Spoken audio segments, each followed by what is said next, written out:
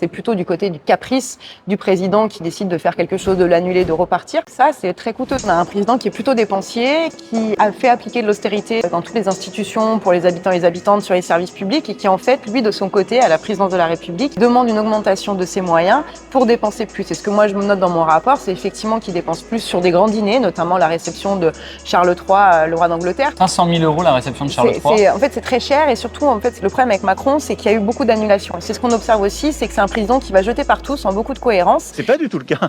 Je suis lucide. Et par exemple, Charles III, il y avait un premier dîner qui était prévu, sauf que c'est tombé au moment de la mobilisation contre la réforme des retraites, mobilisation que lui a créée, donc il l'a annulée, et ensuite il y a eu quelques mois après la réception. Et ce qu'on voit aussi, c'est pour les déplacements, notamment à l'international, qui s'étaient beaucoup calmés évidemment pendant le Covid, donc là ça repart en flèche, mais on a eu aussi beaucoup d'annulations qu'on a observées.